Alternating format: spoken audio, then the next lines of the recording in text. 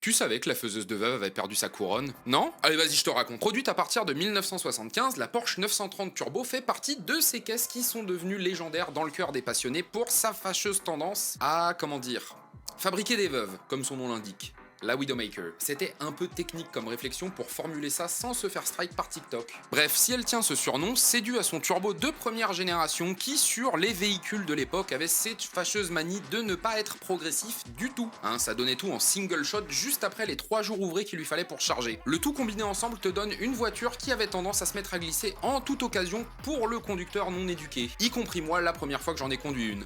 Mais j'ai survécu. Le truc étant, à l'époque, si le turbo a commencé à apparaître massivement, c'était surtout dû à une crise pétrolière, elle-même due à un petit conflit géopolitique qu'on appelle la guerre du Kippour. Et j'en parle dans une autre vidéo sur cette chaîne. Tout ça pour te dire que du jour au lendemain, on s'est retrouvé avec des caisses qui développaient du couple brutalement et instantanément. Et oui, c'est dans la même famille d'adjectifs, je sais. Et le gros problème et la source de cette légende, bah c'était les pneus. En fait, faut te dire qu'à l'époque où tout ce petit monde sort, bah en fait la voiture moyenne, elle fait moins de 100 chevaux. Et c'est normal. Et ça restera comme ça jusqu'à la fin des années 90. Pour te dire, en France, ça n'a toujours pas bougé. Hein. Le véhicule neuf le plus vendu, c'est la Peugeot 208 ou la Clio 4, elles font moins de chevaux. Mais en tout cas, les pneus proposés sur le marché à l'époque par les fabricants sont adaptés à des voitures qui font 100 chevaux ou moins.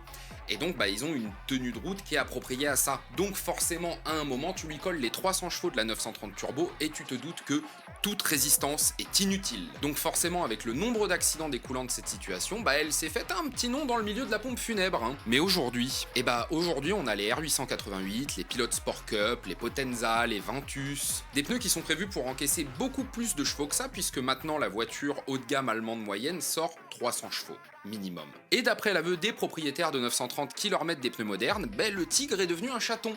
C'était déjà une excellente voiture, mais elle se retrouve maintenant exceptionnellement prévisible puisqu'on l'a castrée de tout ce qui la rendait effrayante. Au final, on a construit une légende sur un énorme retard technologique. Et maintenant, j'ai besoin de ton avis, parce que je suis mitigé, j'arrive pas à définir si c'est une bonne chose ou pas. Je veux dire, j'ai conduit cette voiture, et il y avait au moins 50% du fun qui était basé sur le fait qu'elle essayait de te tuer.